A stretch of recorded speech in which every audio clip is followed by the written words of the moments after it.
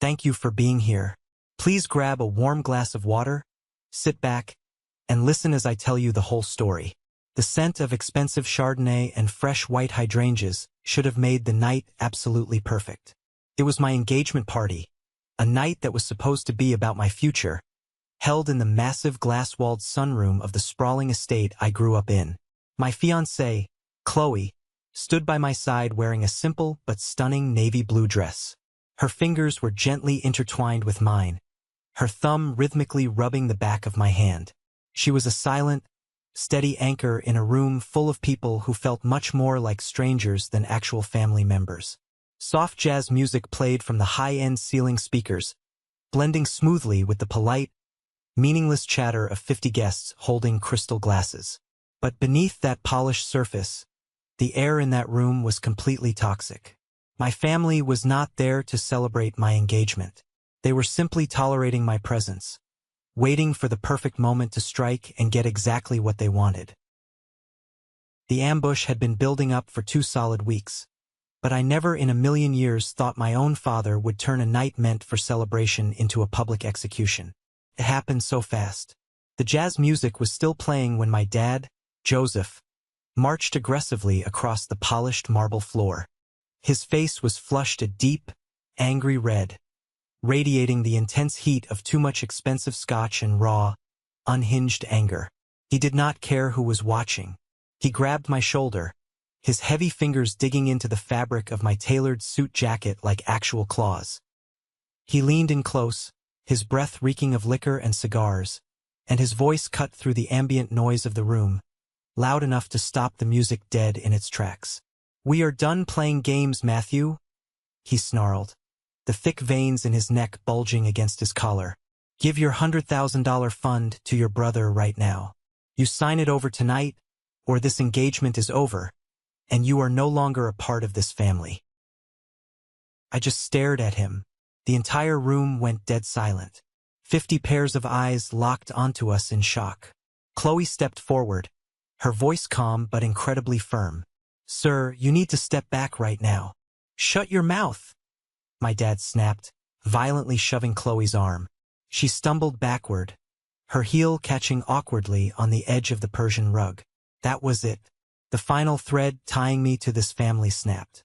I stepped directly between them, my fists clenched tightly at my sides. "Don't you ever touch her again," I said, my voice low and dangerously calm. "And no, I am not giving Carter a single dime of my money. I am entirely done funding his fake life." The slap I expected didn't come. A closed fist did. My dad swung with absolutely everything he had. His knuckles connected directly with the left side of my jaw. The sickening crack echoed off the glass walls like a gunshot. My head snapped to the side, the world spinning wildly for a split second as I staggered back, knocking over a silver tray of champagne flutes. Glass shattered loudly across the marble floor. I immediately tasted heavy copper in my mouth. Warm blood pooled on my tongue and dripped from my split lip directly onto my crisp white shirt. I heard a few scattered gasps from the crowd, but when I looked up, wiping the thick streak of blood from my chin with the back of my hand, I didn't see any horror on my family's faces. My mother, Martha, just let out an annoyed, dramatic sigh, acting as if I had simply spilled a glass of red wine on her favorite rug. And my brother, Carter, stood lazily in the corner by the bar. He had a smug smirk plastered across his face, gently swirling the ice in his cocktail glass, thoroughly enjoying the show.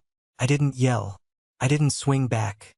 I just looked at the man who had raised me, finally realizing that the father I had always desperately wanted to make proud was nothing but a violent, greedy bully.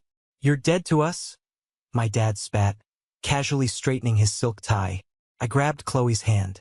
"Let's go," I told her.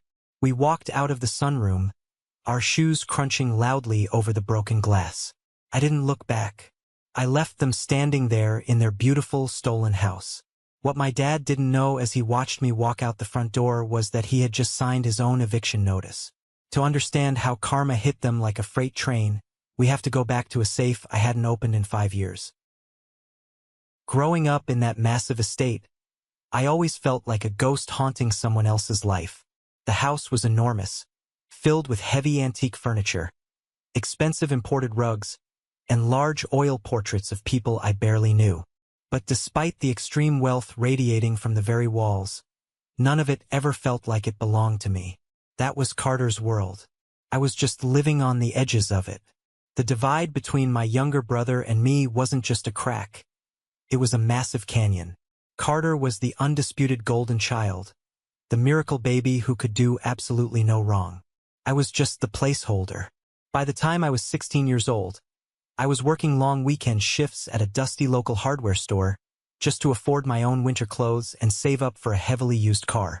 I worked grueling 60-hour weeks during my summer breaks.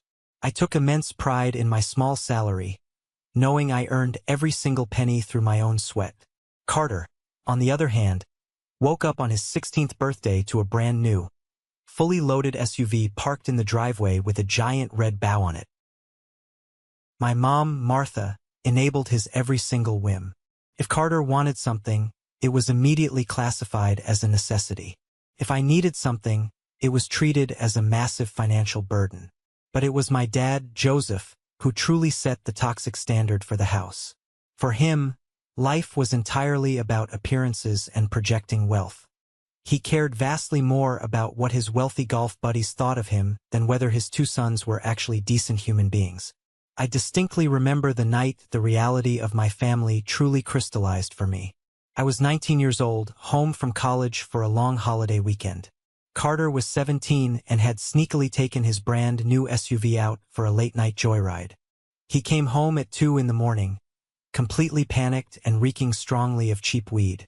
He had sideswiped the neighbor's parked Lexus, causing thousands of dollars in deep cosmetic damage.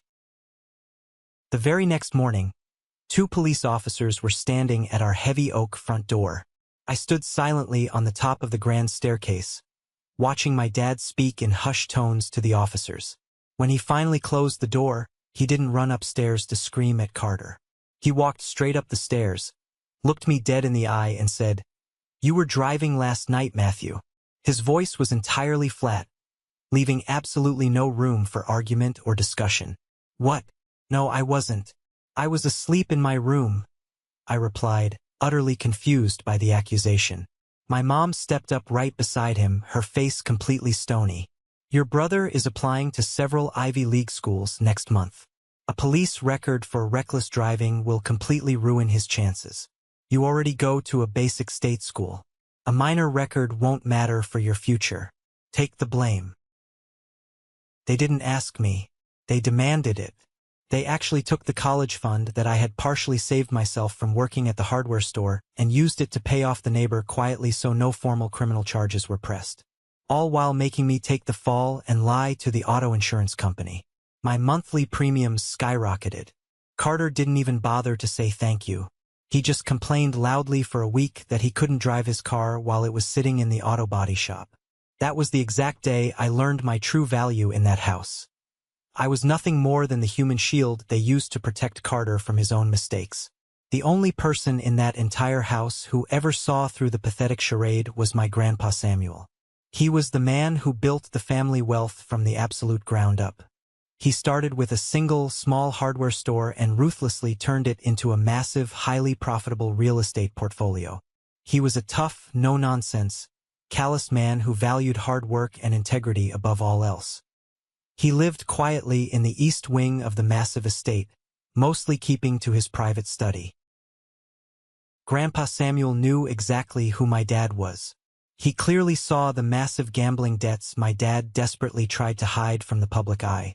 He saw the ridiculous, overpriced country club memberships and the completely empty vanity of his son. And he saw right through Carter's lazy, arrogant entitlement. When Grandpa Samuel got severely sick, the beautiful house quickly turned into a vulture's nest.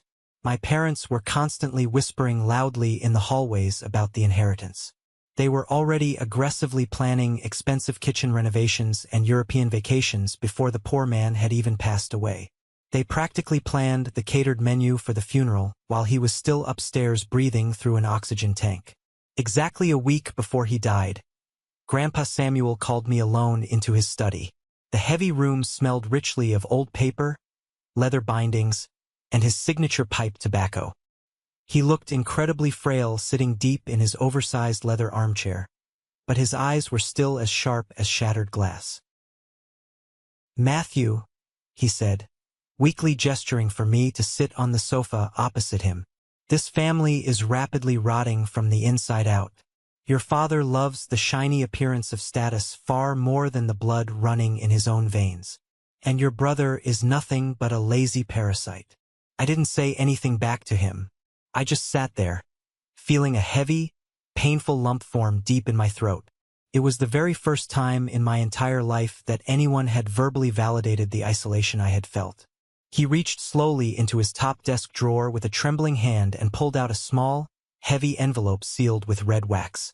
He slid it carefully across the mahogany desk. "There is a small fireproof safe hidden securely behind the far bookshelf. This envelope contains the combination. I am setting things right for you. But listen to me very carefully, son. Do not open that safe until they cross the line of no return. Do not open it until they show you exactly who they truly are, and you realize with certainty that they cannot be saved." He passed away quietly just a few days later. My parents threw an incredibly lavish, expensive funeral, treating the somber occasion much more like a high-end networking event than a mourning period. My dad strutted around the reception acting like he was the newly crowned king of the castle. I kept the small envelope hidden away, honoring my grandfather's strict final wish. I went back to my life, focused intensely on my career, finally earned a major promotion, and built a quiet, peaceful life with Chloe in our apartment. I tried to just be a good son from a safe distance. Fast forward to 2 weeks before my disastrous engagement party. Carter dropped a massive bomb on the family over a group text. He proudly announced he was officially engaged to Mia, a girl whose last name happened to be Vanderbilt. Yes, those Vanderbilts. Or at least, a very wealthy, highly connected branch of them. Mia was everything my shallow parents actively worshipped. Old money, highly connected, and incredibly condescending to anyone she deemed beneath her. She looked at our family like we were an amusing, slightly pathetic charity project. But her powerful family demanded solid proof of wealth before they would even consider signing off on the marriage. They wanted to know exactly what financial assets Carter brought to the table. My parents panicked immediately. My dad's hidden gambling debts had quietly eaten away at almost all the cash reserves Grandpa Samuel had left them. The estate was beautiful and grand, but they were incredibly cash poor. So what did my dad do to fix it? He doubled down on his ridiculous lies. He leased a bright red Ferrari for Carter, paying a massive monthly premium they absolutely couldn't afford, just so Carter could pull up to the Vanderbilt estate looking like a young, self-made tech millionaire. We had a tense family dinner to celebrate Carter's sudden engagement. I drove my reliable, completely paid-off, 5-year-old sedan and parked it directly next to the gleaming rented Ferrari in the circular driveway. At the long dining room table, Mia barely acknowledged my existence. She spent the entire grueling meal closely inspecting her manicured nails and complaining loudly about the potential catering options at her upcoming destination wedding. "Carter tells me you just work in logistics," Mia said suddenly, looking directly at me like I was a squashed bug on her windshield. "How perfectly quaint. Are you hoping to finally earn a decent management salary eventually? Or do you just enjoy driving that little beater car parked outside?" Carter laughed out loud. A loud, obnoxious, braying sound that echoed in the dining room. My parents immediately joined in, chuckling as if Mia had just told a brilliant joke. "Matthew is just our late bloomer." My mom chimed in, reaching over to affectionately pat Mia's hand. "He's very simple. But Carter, oh, our Carter is clearly destined for great, important things." I squeezed my silver fork tightly. I didn't bother to defend myself. I knew the actual truth. I knew my recent promotion made me out-earn Carter by a mile, considering he hadn't held a steady, paying job in over 2 years. I knew that shiny red Ferrari was rented on borrowed credit. But they were also utterly desperate to impress this arrogant girl that they were perfectly willing to tear me down just to build Carter up a tiny fraction of an inch higher. I ate the rest of my dinner in total silence, completely disgusted by the circus performing around me. The real, calculated betrayal started later that same week. I was standing in the massive kitchen of the estate, helping prepare some food for an upcoming family gathering. I was quietly chopping vegetables when my mom slid smoothly into the room, followed very closely by my Aunt Patricia. Aunt Patricia was the absolute worst kind of emotional manipulator. She possessed a sweet, dripping Southern Belle voice and always brought homemade casseroles to family events. But she was always the one aggressively pulling the toxic strings behind the scenes. She had gone through an incredibly messy divorce a few years back, fighting tooth and nail in a bitter custody battle over her own kids. Ever since that divorce, she viewed every single family interaction as a calculated financial transaction. She was my mother's primary advisor in all things manipulative. "Matthew, honey?" Aunt Patricia purred softly, leaning casually against the cold granite counter. "Your mother and I were just talking about Carter's upcoming wedding. It's going to be a truly spectacular event down in Cabo." "That's great, Aunt Pat," I said, intentionally not looking up from the wooden cutting board. My mom took a very deep breath, quickly putting on her best, most serious negotiation face. "The thing is, Matthew, the Vanderbilts expect a very certain level of grandeur and luxury. And the specific beach venue Carter absolutely wants requires a massive, non-refundable deposit by this Friday." I stopped chopping the bell peppers. I knew exactly where this conversation was going. And frankly, my mom said, completely dropping the sweet, motherly act, "You have that untouched investment account, the $100,000 Grandpa Samuel left specifically in your name. You haven't touched a single dime of it." I froze in place. The sharp chef's knife hovered perfectly still in my hand. That money was my ultimate safety net. It was the essential fund Chloe and I were going to use to put a down payment on our very first house. "That's my money, Mom. Grandpa left it to me, not to Carter." "Oh, please don't be so overly dramatic," Aunt Patricia chimed in, rolling her heavily mascaraed eyes. "You and Chloe are so remarkably simple. You really don't need a big, fancy house. You can just do a very small, cheap backyard wedding. Carter needs to make a massive statement. You owe it to your own brother to help him securely lock down this marriage." Before I could firmly tell Aunt Patricia to get entirely out of my face and mind her own business, my dad walked purposefully into the kitchen, firmly crossing his arms over his chest. The trap was officially closed around me. "You are going to transfer that money directly to my bank account by tomorrow morning," my dad commanded. It was absolutely not a request. It was a direct order. "You have a strict duty to this family to ensure we look good to the Vanderbilts. Your brother is marrying way up. We need the cash right now." "No," I said incredibly firmly, turning my body to face him directly. "I work hard for my money. You leased a Ferrari you clearly can't afford. That is your financial problem, Dad, not mine." My dad's face darkened into a terrifying scowl. "You are going to deeply regret being this selfish, Matthew. I promise you that." The large kitchen went dead silent. The Cold War had officially begun. For the next 14 agonizing days leading up to my engagement party, I was completely exiled from the family. My family cut off all forms of communication. They didn't call. They didn't send a single text. Aunt Patricia eagerly went to work calling every single extended family member on the contact list, maliciously spinning a wild story about how I was hoarding money and actively trying to sabotage my own brother's happiness out of pure, bitter jealousy. I tried to ignore the swirling drama. I focused intently on my work at the office and finishing the planning for my engagement party with Chloe. But they were absolutely not done trying to break me down. Exactly 3 days before the party, my younger cousin Dylan unexpectedly showed up at my apartment door. Dylan was Aunt Patricia's oldest son. He had always been the quiet, observant one, the guy who generally stayed entirely out of the toxic family politics. He brought a cold 6-pack of beer and a very sympathetic, warm smile. "Man, things are completely crazy back at the house," Dylan said, sitting heavily on my living room couch and popping open a beer. "Uncle Joseph is literally losing his mind over this Cabo deposit deadline. I just wanted to come by and see how you were doing. Personally, I think they're being totally unfair to you." For a brief, fleeting second, I felt a massive wave of relief wash over me.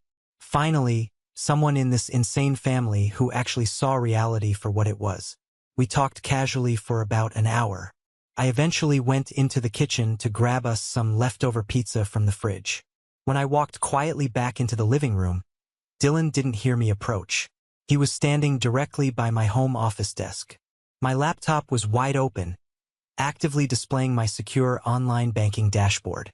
Dylan had his smartphone out, rapidly snapping clear pictures of my private account balances and routing numbers. My blood instantly ran freezing cold. The severe betrayal hit me like a physical punch to the gut. "What the hell are you doing, Dylan?" I asked, my voice echoing in the small room. He jumped violently, nearly dropping his phone onto the desk. He stammered nervously, his face instantly turning a pale, sickly white. I was just quickly checking a text message. "I swear, man." I walked over aggressively, snatched his phone from his shaking hand, and looked down at the bright screen. He was currently in an active group chat with my dad, my mom, and his mother, Aunt Patricia. The very last message sent from my dad read, "Get the exact account numbers. I'm having my lawyer draft a temporary freeze order. We'll claim he stole the funds from the estate." I looked up at Dylan. I didn't even yell. I just felt utterly, profoundly disgusted. "Get out of my house right now." He scrambled frantically for the front door, not saying a single word in his defense. I slammed it and locked it securely behind him. They weren't just aggressively asking for the money anymore. They were actively plotting to steal it directly from me using fake legal threats. I slowly closed my laptop. The very last shred of hope I had for my family completely evaporated into thin air in that exact moment. Despite the extreme hostility, my parents insisted heavily on hosting my engagement party at the estate anyway. It was all about maintaining public appearances. If they suddenly canceled the large event, the nosy country club crowd would definitely ask uncomfortable questions. So, they decided to play the role of the happy, generous hosts, smiling widely for the hired cameras, while keeping a sharp knife ready right behind their backs. When Chloe and I finally arrived that evening, the estate looked absolutely beautiful. The expensive catering was flawless, the lighting was perfect, but the energy in the air was completely suffocating. Extended family members who had heard all of Aunt Patricia's vicious lies gave me tight, incredibly fake smiles before immediately turning their backs to whisper to each other. I was standing alone near the outdoor patio when James, the estate's head butler who had loyally worked for Grandpa Samuel for over 30 years, quietly approached me from the shadows. James was a highly dignified, older man who usually stayed completely invisible during these events. Tonight, his wrinkled face looked deeply, genuinely concerned. He handed me a fresh drink and leaned in very close to my ear. "Matthew, you need to be incredibly careful tonight," he whispered urgently. "What is it, James?" I asked, keeping my voice low. "Your father has been locked in his office drinking neat scotch since noon today. He had a massive screaming match on the phone earlier with the luxury dealership about the Ferrari lease payment. He's incredibly desperate for cash. I overheard him telling your mother that he is going to physically force you to sign a transfer document tonight in front of everyone. He thinks if he creates a massive public scene, you'll cave immediately just to avoid the embarrassment." I nodded slowly, looking out at the large crowd of oblivious guests. "Thank you for telling me, James. I truly appreciate it. Your grandfather would be very, very proud of the strong man you've become," James added softly before slipping away silently back into the busy kitchen. Just then, the heavy front doors burst wide open. Carter had finally arrived. He walked in over an hour late, his silk tie completely undone, already loudly slurring his words to the valet. He had clearly been drinking heavily before he even got here. He stumbled aggressively past the elaborate dessert table, nearly knocking over our expensive, tiered engagement cake, laughing loudly and obnoxiously as Mia trailed a few steps behind him looking absolutely mortified. The dark storm was rapidly gathering. The air pressure in the room noticeably dropped. I looked over at Chloe, and she gave me a tight, incredibly reassuring squeeze of my hand. The explosive fuse was lit, and I knew for a fact my father was about to strike the match. It happened exactly as James warned it would, leading right up to that horrific moment in the sunroom. My dad didn't pull me aside privately to the study to have a quiet conversation. He waited maliciously until the room was completely full, until the music was playing softly in the background, and then he marched over to execute his desperate plan. When he aggressively shoved Chloe, the entire world seemed to slow down into frame-by-frame motion. The sight of her stumbling backward, her eyes wide with shock, completely erased any lingering hesitation or familial loyalty I had left. I stepped directly in front of her. I told him absolutely no. I told him I wouldn't fund Carter's pathetic, fake life for one more second. And then he actually swung. The brutal impact of his heavy fist against my jaw was incredibly jarring. The intense physical pain was sharp, a blinding flash of white light exploding right behind my eyes. But the emotional pain, that was entirely absent. As I stood there, tasting the warm, metallic tang of blood pooling in my mouth, I realized something incredibly profound. I didn't feel sad. I didn't feel broken or rejected. I looked over at my mother. Martha was casually brushing an imaginary piece of lint off her expensive designer dress, looking mildly annoyed that the confrontation was a bit too loud for her taste. I looked over at Carter. He was grinning widely, taking a slow sip of his amber drink, clearly enjoying the violent show.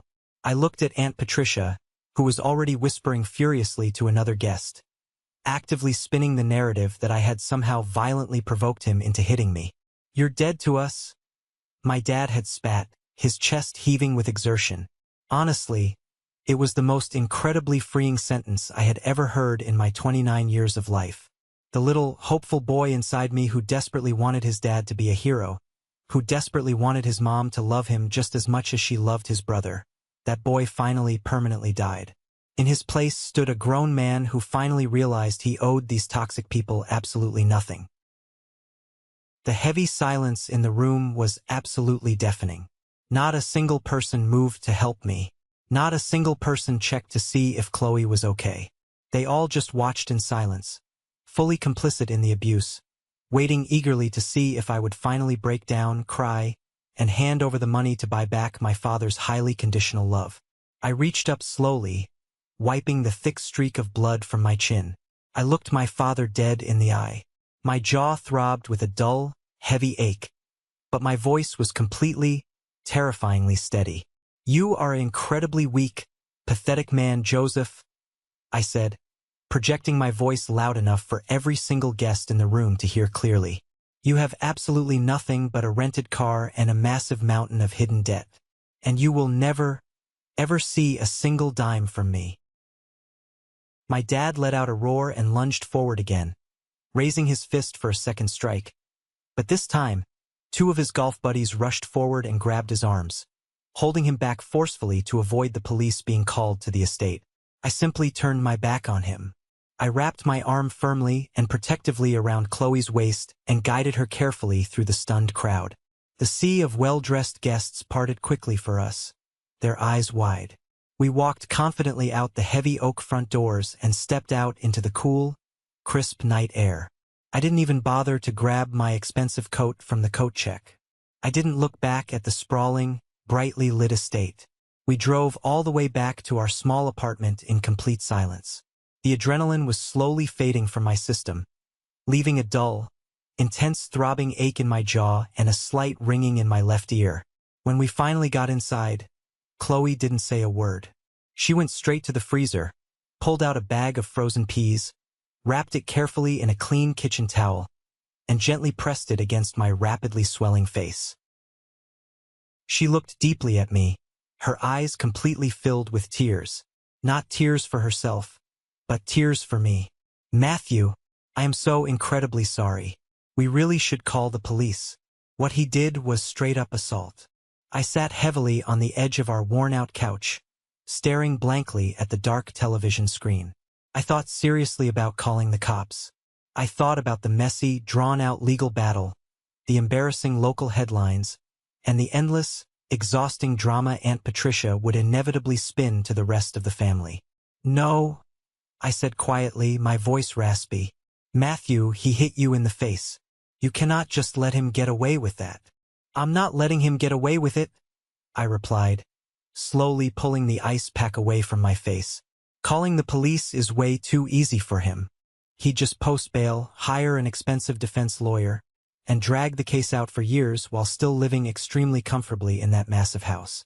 I don't want a simple restraining order, Chloe. I want total justice." I stood up slowly, my joints aching, and walked purposefully into our bedroom. I went straight to the back of the walk-in closet, aggressively pushing aside old shoe boxes and winter coats until I reached a small, incredibly heavy fireproof safe that was bolted securely to the floorboards. I hadn't touched that safe since the exact day Grandpa Samuel gave me the secret code. "Do not open it until they show you exactly who they are, and you realize they cannot be saved." They had finally shown me. They had plotted maliciously to steal my savings. They had publicly humiliated me in front of 50 people. And my own father had violently assaulted me while my mother watched with absolute boredom. There was absolutely nothing left to save or protect. I knelt down on the carpet, took a deep breath, and reached out for the cold metal dial of the safe. I carefully entered the specific numbers. Grandpa Samuel's exact birthday. The heavy metal mechanism clicked loudly, and the thick door swung open smoothly. Inside the dark space, it still smelled faintly of his signature pipe tobacco. There was no massive stack of hidden cash, no secret gold bars. There was only a single, thick, cream-colored manila envelope. I pulled it out gently, my hands trembling just slightly from the lingering adrenaline, and sat heavily on the edge of our bed. Chloe stood silently in the bedroom doorway, watching me with wide, curious eyes. I broke the old wax seal on the back of the envelope and slid the heavy, official documents out onto the blanket. The very first page was a letter, meticulously handwritten by my grandfather in his distinct looping cursive. "Matthew, if you are reading this letter right now, it means Joseph has finally crossed the absolute line of no return." I sat back and watched him completely ruin his own life with his unchecked vanity and his massive gambling debts, and I watched Martha happily let him do it. I simply could not leave my life's legacy in their destructive hands. They love the fake appearance of wealth far more than they love you. I know exactly how they treat you behind closed doors. I see the honorable man you are becoming despite them. They truly think they own the estate. They absolutely do not. When I got sick, I quietly hired lawyers and established the Samuel Family Trust. I legally transferred the deed of the house, the surrounding land, and all the remaining liquid assets directly into this ironclad trust. Your parents are not the legal beneficiaries. You are. I made you the sole trustee and the absolute sole beneficiary. For the last 5 years, Joseph and Martha have just been guests living on your property. Remind them exactly who holds the keys. Make me proud. Grandpa Samuel. I stared blindly at the dried ink. My heart hammered wildly against my ribs. I frantically flipped to the next thick document. It was the official property deed, officially stamped and notarized by the county clerk. Under the highlighted section titled Legal Owner, it didn't say Joseph's name. It clearly said the Samuel Family Trust, Matthew as sole trustee. I owned the entire estate, the massive house with the beautiful sunroom where my father had just punched me in the face, the long circular driveway where Carter proudly parked his rented Ferrari, the large granite kitchen where my mother had coldly plotted to steal my money. None of it belonged to them. They hadn't paid a single dime in property taxes because the trust paid it automatically from Grandpa's separate, hidden account. They had been living an absolute lie for 5 long years, completely and utterly clueless. I wasn't the pathetic outcast of the family anymore. I was their actual landlord. A slow, terrifyingly powerful sense of clarity washed completely over me. I looked up at Chloe, sliding the heavy deed across the bedspread toward her. She read it quickly, her eyes widening in absolute disbelief. She covered her mouth with both of her hands. "Matthew, this legally means." "It means," I said, a very cold, genuine smile finally breaking across my bruised face, that it's finally time to take out the trash. First thing Monday morning, I didn't bother going to work at the office. I drove straight downtown to a massive high-rise glass building and walked confidently into the sleek office of Harper & Associates. Harper was an absolute shark of a lawyer. She wore sharp, impeccably tailored suits, had eyes that pierced like a hawk, and possessed a terrifying reputation for utterly dismantling arrogant opponents in complex property and civil disputes. I sat down across from her massive oak desk and silently slid Grandpa Samuel's thick envelope toward her. "I want to legally evict my parents," I said simply and directly. Harper raised a perfectly groomed eyebrow, pulling the stack of documents out. She read carefully through the intricate trust agreement and the stamped property deed in total silence. When she finally finished reading, she looked up, a very predatory, satisfied smirk playing on her lips. "This is incredibly airtight," Harper said, tapping a manicured fingernail against the deed. "Your grandfather was a brilliantly smart man. He set this up perfectly as a blind trust to shield it completely from your father's many aggressive creditors. Legally speaking, they are currently classified as tenants at sufferance. Basically, they are just squatters sitting on very nice furniture. I want them out of my house," I said. Immediately, Harper leaned back slowly in her expensive leather chair, steepling her fingers together. "We could just easily send a standard 30-day notice to vacate the premises. But if your father is as incredibly stubborn and broke as you say he is, he'll fight it. He'll absolutely refuse to leave, drag it deep into eviction court, and that messy process could easily take 6 months. We need to apply pressure. Real, crushing financial pressure." "What exactly do you suggest?" I asked, leaning in closer. "We don't just legally evict them. We sue them," Harper said, her eyes flashing with pure legal malice. "They have been living in a multi-million-dollar property for 5 entire years without paying a single cent in rent. As the active trustee, you have a strict fiduciary duty to maximize the trust's financial assets. We officially file a massive lawsuit for 5 years of back rent calculated at fair market value. We're talking hundreds of thousands of dollars. We file the aggressive suit and simultaneously, I request an emergency judicial freeze on all their remaining bank accounts pending the litigation." I stared at her, deeply absorbing the brutal strategy. It was incredibly ruthless. It was perfectly surgical. Once the bank freeze hits and the massive lawsuit lands directly on their front doorstep, Harper continued, her voice practically purring, they will realize immediately they are facing total, unrecoverable financial ruin. They won't even be able to pay a cheap defense lawyer. That's exactly when we offer them a settlement. A legal trapdoor. "What's the settlement?" I asked. "They sign a legally binding, ironclad agreement to voluntarily vacate the premises completely within 30 days and formally waive all legal rights to challenge the eviction. In exchange, you simply drop the lawsuit for the back rent. They either leave quietly and quickly, or they go entirely bankrupt fighting a war they've already completely lost." It was a brilliant masterstroke. It wasn't just kicking them out. It was systematically dismantling their entire illusion of control and power. It was violently forcing my father to realize he was completely powerless against me. "Draft the paperwork," I said, my voice completely steady. "File the lawsuit. Freeze the accounts. Send the notice." Harper smiled warmly. "It will be delivered directly by a process server on Wednesday morning. Happy hunting, Matthew." The trap I had carefully set with Lawyer Harper didn't just snap shut.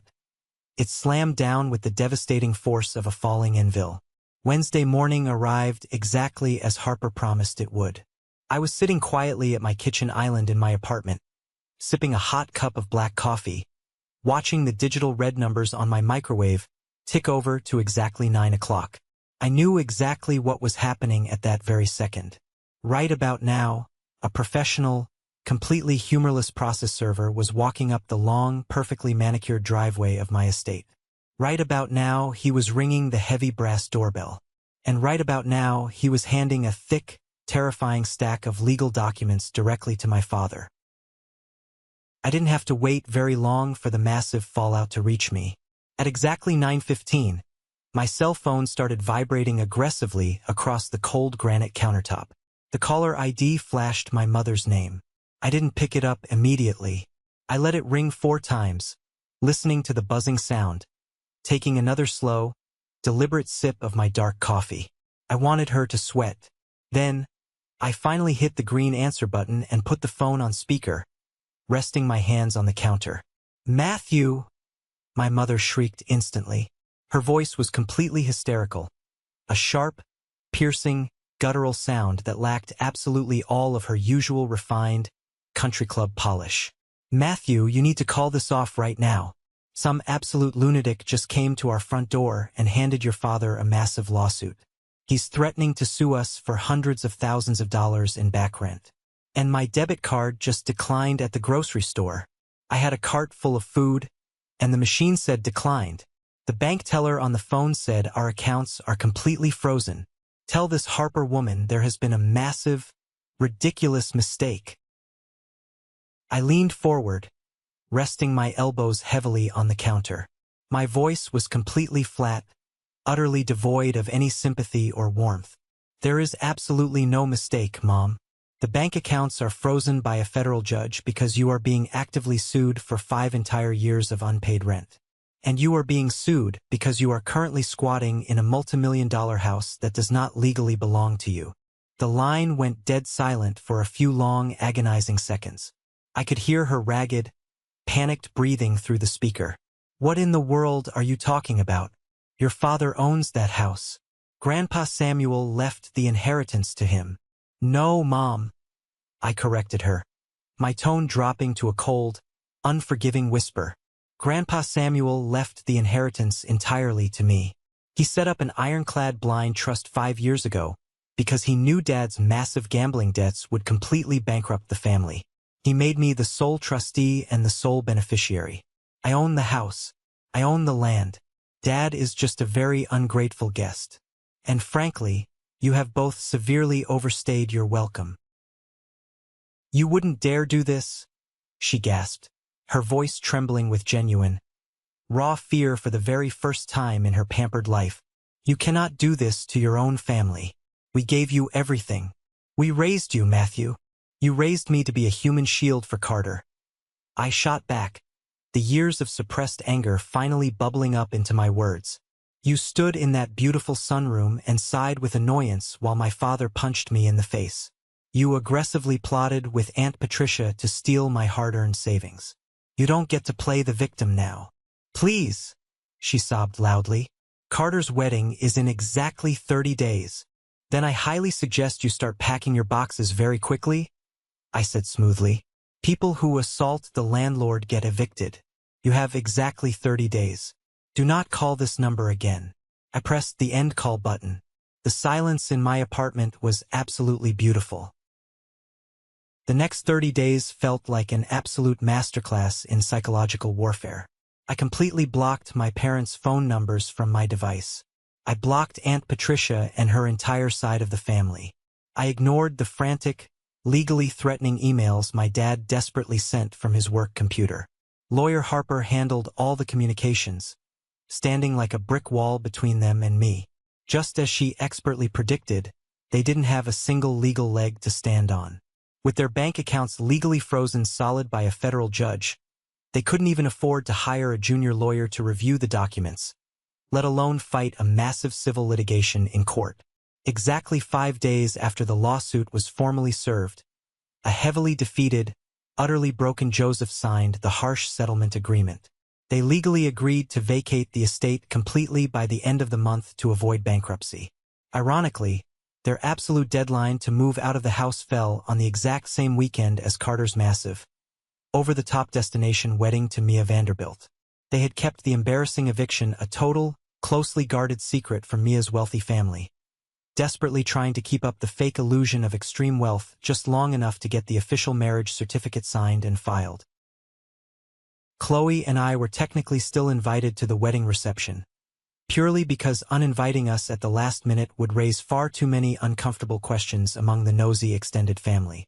They fully expected me to stay home out of shame and embarrassment. They were incredibly wrong. The wedding reception was held at a ridiculously expensive, exclusive oceanfront hotel. It looked exactly like a royal coronation.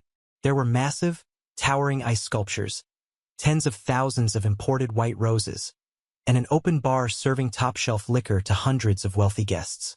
When Chloe and I arrived, we looked absolutely flawless. I wore a sharp, custom-tailored charcoal suit, and Chloe wore a stunning, elegant emerald green gown. We didn't walk in with our heads down. We walked in like we owned the entire building. We deliberately did not sit at the reserved family tables near the front of the ballroom. We stood near the back, leaning casually against a high-top table, quietly observing the circus around us. I spotted my parents immediately. My dad looked absolutely terrible. His expensive rented tuxedo hung loosely on his frame. His face was a sickly pale color, and he was sweating profusely under the bright chandelier lights. He was constantly checking his gold watch, knowing for a fact that a cheap moving crew was actively emptying their remaining belongings into a storage unit back at the estate. My mom looked like she was heavily medicated, forcing a stiff, shiny plastic smile for the roaming photographers. Then I finally saw Carter. He was standing near the dead center of the room, holding a crystal glass of expensive champagne, laughing loudly and obnoxiously with some of Mia's wealthy cousins. He looked completely oblivious to the fact that his entire financial world was currently burning to the ground behind his back. He spotted me from across the crowded room. His arrogant, familiar smirk widened. He whispered something into the ear of his new bride, Mia, and then confidently strutted across the polished ballroom floor directly toward me, completely ready to gloat. Mia trailed slowly behind him, holding the train of her massive dress, looking incredibly annoyed that she had to interact with the poor side of the family on her special day. Well, Carter sneered loudly, stopping just a few feet from me. He took a slow, deliberate sip of his champagne. I honestly didn't think you would have the guts to show your face here tonight, Matthew, especially after you threw that massive temper tantrum at your own party. I see you're still driving that pathetic little sedan. Did you park it around the block so the valets wouldn't laugh at you? I just smiled warmly at him. It's good to see you too, Carter. Congratulations on the wedding. Mia stepped up right next to him, crossing her arms defensively over her chest. Let's keep this very brief, Carter. The professional photographer wants us standing by the main ice sculpture in exactly 5 minutes for family portraits. I'm just giving my big brother a quick, much-needed reality check, Carter said, casually adjusting his expensive silk bow tie. Dad told me you finally cut us off entirely. Good riddance. I don't need your pathetic little savings account anyway. I'm marrying into real, actual money now. My Ferrari is parked out front with a VIP tag, and we're flying out to a private island for the honeymoon tomorrow morning. You should probably just leave right now before you embarrass yourself further in front of these people. I didn't flinch. I didn't get angry. I didn't raise my voice. I just took a very slow, highly calculated step forward, completely invading his personal space.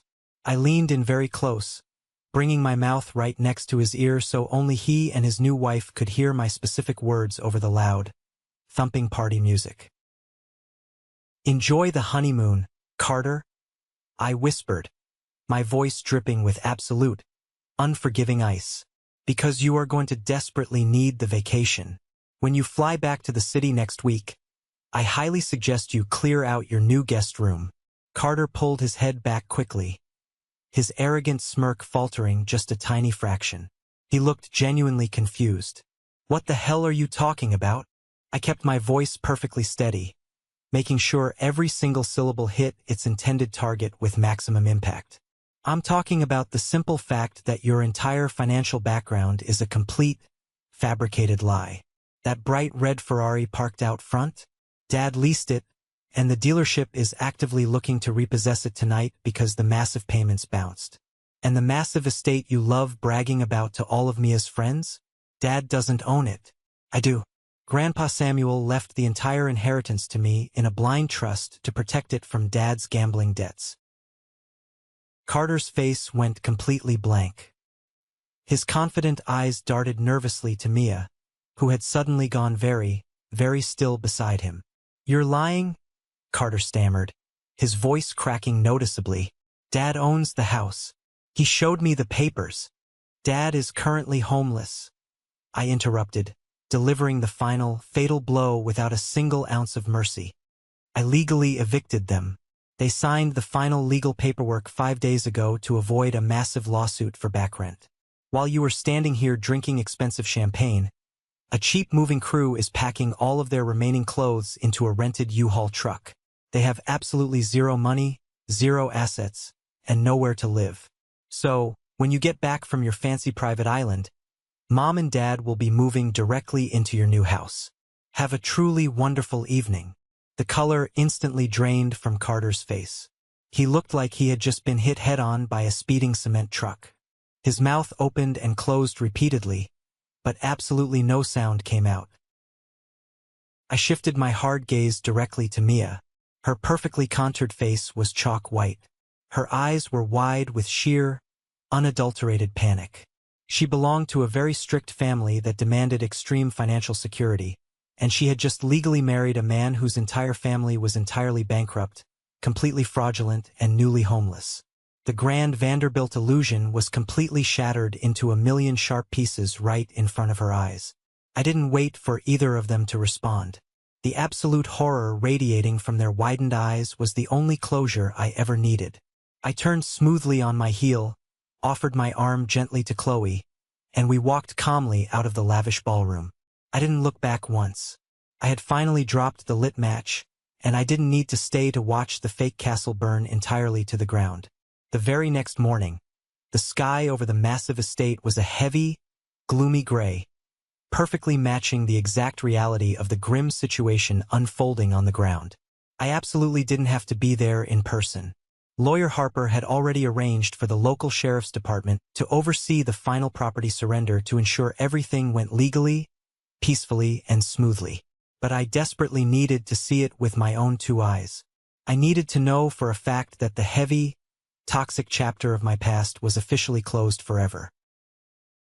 I drove my reliable little sedan into the quiet, upscale neighborhood and parked quietly across the wide street, partially hidden behind a large, sprawling oak tree. I rolled the driver's side window down just slightly, letting the cool, damp morning breeze blow into the car as I held a cup of coffee.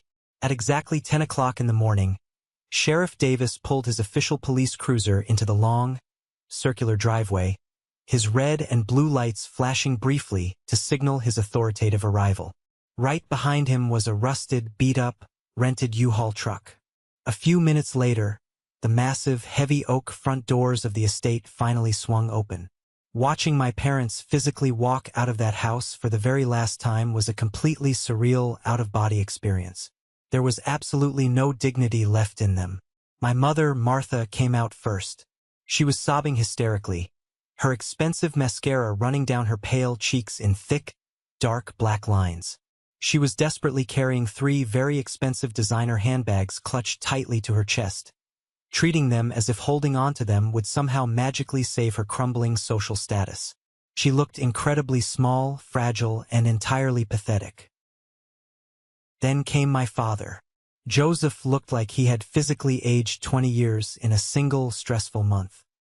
His broad shoulders were heavily slumped. His face was deeply unshaven, and he was violently arguing with one of the hired movers about a tiny scratch on a wooden dining chair. He looked completely defeated, entirely stripped of all the fake power, money, and intimidation he had constantly used to control me my entire life. As my father angrily turned around to grab another cardboard box from the porch, his eyes scanned the quiet street. He froze instantly. He saw my familiar sedan parked across the road. Even from 50 yards away, I could see the absolute, fiery rage and utter desperation ignite in his tired eyes. He dropped the heavy box he was holding. It hit the concrete driveway with a loud, echoing crash, spilling broken picture frames, loose papers, and old books onto the pavement. He started running aggressively toward the end of the driveway, his face turning a dangerous, unhealthy shade of purple. He completely ignored the sheriff loudly yelling for him to stay back on the property line. He crossed the quiet street in seconds and slammed his heavy, calloused hands violently against the metal hood of my car. "You ungrateful, malicious little brat!" My father screamed at the absolute top of his lungs, his voice hoarse, cracking, and filled with pure venom. "Look at exactly what you did. We have absolutely nothing left. We are living in a cheap, filthy motel tonight because of you. How could you possibly do this to your own flesh and blood? We gave you life." I sat completely calmly in the driver's seat. My heart wasn't racing. My hands weren't shaking on the steering wheel. I looked at this desperate man who had violently punched me in the face just a month prior, and I felt absolutely nothing but a cold, hard, unshakable indifference.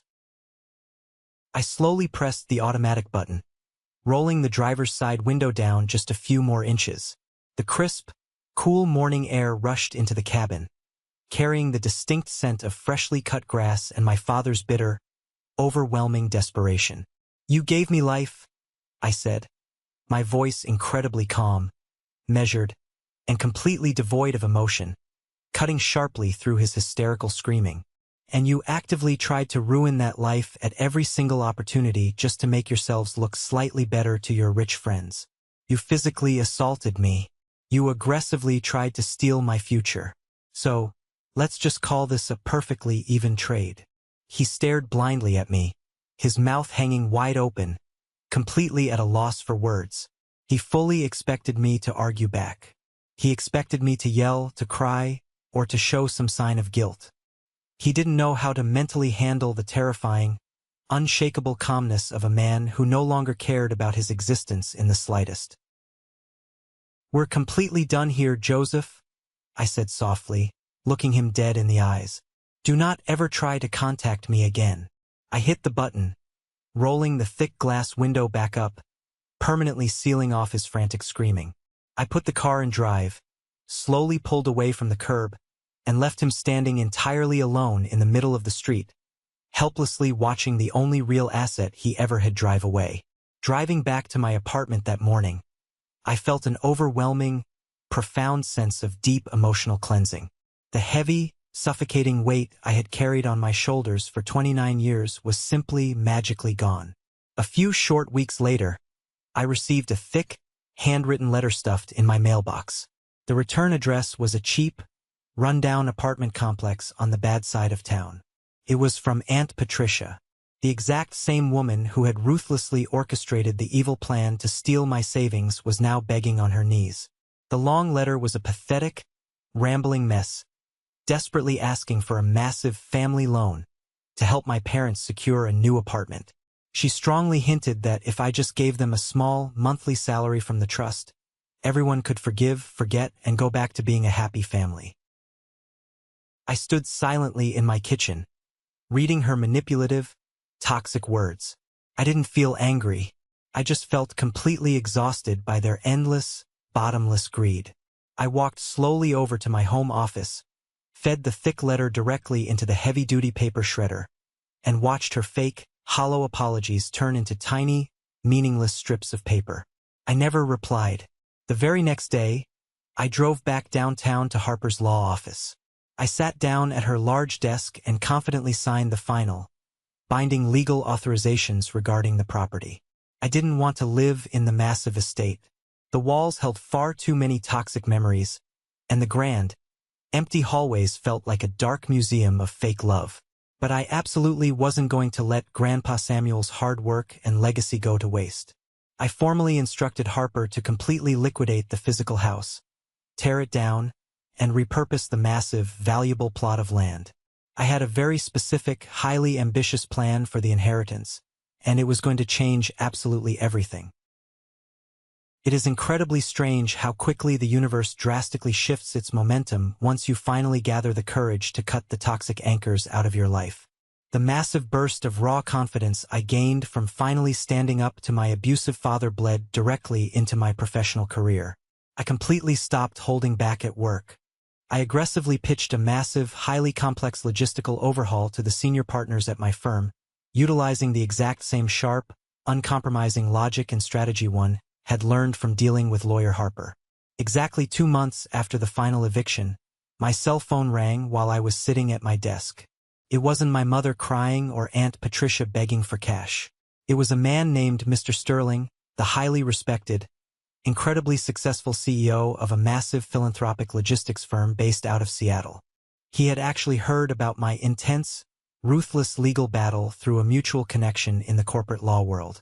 He was actively looking for a new director of West Coast operations, someone who didn't blink when the pressure was insanely high and the decisions were difficult. "I need a guy who knows exactly how to hold a hard line, Matthew," Mr. Sterling said over the phone, his voice booming with authority. "And from what I hear through the grapevine, you absolutely do not fold under pressure.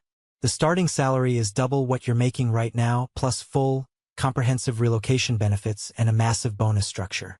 We want you in Seattle immediately." I didn't even have to think about it. I accepted the massive promotion on the spot. Chloe and I happily packed up our entire life into boxes and moved across the country to the beautiful Pacific Northwest. Leaving my toxic hometown felt like taking a massive, deep breath of crisp, fresh air after being held forcefully underwater for decades. 6 wonderful months after moving to Seattle, Chloe and I finally got married. We didn't have a massive, stressful, fake event with towering ice sculptures and hundreds of judgmental, whispering guests. We rented a beautiful, quiet, rustic cabin overlooking the breathtaking mountains. We invited only our closest, most genuine friends and colleagues. There was absolutely no one from my toxic blood family in attendance. No manipulative parents. No arrogant Carter. No scheming Aunt Patricia. But there was one very special, highly honored guest. I had quietly flown James, Grandpa Samuel's old, loyal butler, out to Seattle for the entire weekend, all expenses paid. He sat proudly in the very front row, wearing a sharp vintage suit, gently dabbing his eyes with a white handkerchief as Chloe and I exchanged our heartfelt vows. Having him there, witnessing my happiness, felt like Grandpa Samuel was actively watching over us from above, nodding in quiet, proud approval. It was the absolute happiest, most peaceful day of my entire life. I finally had a real, loving family. 2 full, incredibly peaceful years passed by. 2 years of absolute golden silence from my old, toxic life. My new career in Seattle absolutely skyrocketed, and Chloe and I happily bought a beautiful, modern, spacious home in the quiet suburbs. It was completely funded by our own hard work and my new salary, leaving the massive trust account entirely untouched for its true, intended purpose. Eventually, my high-level job required me to fly back to my old hometown for a brief, highly important 2-day logistics conference. I hadn't planned on seeing anyone from my dark past. I just wanted to do my corporate presentations, grab some good food, and fly right back home to my wife. But karma has an incredibly wicked, undeniable sense of humor. On my very last morning in town, I walked casually into a small, generic, slightly run-down coffee shop near the convention center to grab a quick espresso before my flight. The little brass bell above the glass door chimed softly. I stepped up to the counter, looked up at the tired barista wearing a stained, dark green apron, and froze completely in my tracks. It was Carter. He looked absolutely terrible. The former golden child had seemingly aged a full decade in just 2 short years. He was alarmingly thin. His hair was messy and unstyled, and there were dark, heavy, exhausted bags under his eyes. He definitely wasn't wearing an expensive rented tuxedo, and there was absolutely no bright red Ferrari parked anywhere outside. He looked up slowly from the old cash register, his tired eyes locking directly onto mine. The remaining color completely drained from his pale face. We stared at each other in total, suffocating silence for a long, heavy moment. I didn't feel the sudden urge to gloat or laugh. I just felt a profound, overwhelming sense of pity. "Matthew," he mumbled quietly, wiping his shaking hands nervously on his dirty apron. "Hello, Carter," I said quietly, offering a small nod. He swallowed hard, looking down at the scuffed counter. "I guess you're doing really well. That's a very nice coat." "I am doing well. How are things with you?" I asked, keeping my tone perfectly neutral and polite. Carter let out a bitter, incredibly humorless laugh that sounded more like a cough. How do you think things are? Mia's family completely pulled the plug on the wedding exactly 2 days after your little stunt at the reception. The Vanderbilts absolutely do not marry into bankrupt, homeless families. She immediately annulled the brief engagement, aggressively kept the expensive ring, and completely ghosted me. Mom and Dad are currently living in a tiny, cramped 2-bedroom apartment near the highway. Dad lost his prestigious country club membership and his pride, and Mom is working 40 hours a week as a receptionist at a local dentist's office just to pay for groceries. Are you finally happy now? You completely destroyed this entire family.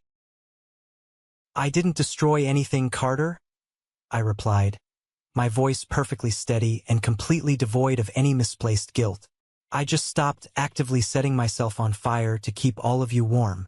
The massive mountain of lies and the fake vanity destroyed the family. I just finally handed you the actual bill. Carter tightly clenched his jaw, gripping the hard edge of the wooden counter until his knuckles turned completely white. His raw bitterness was radiating off him in thick, heavy waves. Well, I sincerely hope you enjoy your millions of dollars. I actually drove past the old estate last month. I saw the massive construction crew aggressively tearing down the beautiful house. I assume you sold the precious land to some greedy, soulless corporate developer to build a bunch of cheap, ugly condos. Grandpa Samuel would be absolutely disgusted with you for selfishly destroying his beloved home just to make a quick, easy buck. I looked at my younger brother, shaking my head slightly. He still didn't get it. After everything that had happened, he still thought absolutely everything in life was purely about extreme greed and hoarding money. I reached calmly into my leather wallet, pulled out a crisp $20 bill, and set it gently on the counter next to the register. Keep the change for the coffee, Carter. And for the record, you're completely wrong about the estate. He frowned deeply, looking genuinely confused. What exactly do you mean? I didn't sell the land to a commercial developer, I explained, looking him directly and intensely in the eyes. And I absolutely didn't build cheap condos. I took the entire, massive value of the inheritance, the large plot of land, and the liquidated assets from the house, and I used every single penny of it to establish a permanent, fully funded non-profit organization. Carter stared blankly at me, his mouth hanging slightly open in pure shock. A non-profit? Yes, I nodded proudly. It's officially called the Samuel Foundation. We completely finished the new construction 3 weeks ago. It's a massive, state-of-the-art, fully funded legal clinic and safe housing shelter. It is designed specifically to help desperate women and children aggressively escape severe domestic abuse, painful divorce situations, and toxic financial manipulation. The people who live there now don't ever have to worry about being hit or lied to, or having their futures violently stolen from them by the exact people who are supposed to protect them. The absolute, unadulterated shock on Carter's tired face was indescribable. All his bitter, comforting assumptions, all his fake narratives that I was just a greedy, jealous, spiteful brother, completely shattered into dust in that exact moment. He realized the terrifying, undeniable truth. I didn't take the massive estate out of petty spite. I took it to build something incredibly beautiful and lasting out of the toxic ashes our father had created. Grandpa Samuel's true legacy isn't a massive, empty house filled with fake, miserable people, I said softly, my voice filled with conviction. His real legacy is providing safety. His legacy is protecting the vulnerable and giving them a second chance at life. I think he'd be incredibly proud of what his money built. I didn't wait for him to process the massive weight of it. I turned around smoothly and walked confidently out of the small coffee shop, the brass bell chiming softly behind me. I stepped out into the bright, warm morning sun, hailed a waiting taxi, and headed directly to the busy airport. I was finally going home to my real family. I am currently sitting in my large corner office in Seattle, looking out the massive glass windows at the beautiful, rain-swept city skyline. The heavy wooden door behind me opens softly, and my incredible, loving wife, Chloe, walks in. She is smiling brightly, holding our happy, healthy 6-month-old baby boy, Leo, safely in her arms. I stand up from my large desk, walk over to them, and take my wonderful son gently into my arms. He laughs a bright, pure sound, grabbing my silk tie with his tiny, strong hands. I look down at his innocent face, and I make a silent, unbreakable vow to the universe. I will never, ever make him feel like a heavy burden. I will never constantly compare him to anyone else to make him feel small. And I will never, ever raise a violent hand to him. The dark, generational cycle of toxic manipulation, severe financial abuse, and physical violence officially stopped with me. I took the heavy, rusted chain my father tried to wrap tightly around my neck, and I broke it into 1,000 useless pieces. Sometimes, when the office is quiet, I log onto my computer and check the official website for the Samuel Foundation. I slowly scroll through the anonymous, highly emotional testimonials of the brave people who have found real refuge on the exact same plot of land where my father once violently punched me in the face. My arrogant parents lost a massive, beautiful house that they never truly appreciated or actually deserved. But because of that necessary loss, hundreds of desperate, highly vulnerable people gained a permanent, safe home where they will never, ever be silenced, manipulated, or abused again. Karma is a very real, incredibly powerful force in this world. It rarely shows up exactly when you expect it to, but it never, ever misses its intended target. It doesn't always look like angry revenge. Sometimes, the greatest, most powerful karma of all is simply a beautiful rebirth. Thank you for sticking around and listening to my story. I know it was a very long and intense journey, but I truly appreciate you being here with me until the very end. I hope this resonated with you in some way. Family dynamics can be incredibly complicated and painful, and sometimes the absolute hardest, most difficult choices we have to make are the exact ones that finally set us completely free. Have you ever found yourself in a similar, toxic situation? Have you ever had to walk away completely from toxic people in your life, even if they were close blood relatives, just to protect your own peace and your future? Let me know down in the comments. I read every single one of them. And finally, if you are still here, listening to my voice right now, you are officially part of the 1% Club. Please go down to the comments right now and type the letter W for winner. That is our secret code. It lets me know that you are one of the amazing, highly dedicated people who stayed with me to the very final second of the video. You guys are the absolute best. If you enjoyed this story, please hit that like button and follow the channel. It really helps the community grow, and I can't wait to share more real experiences with you. Stay strong, protect your peace, and I'll see you in the next one.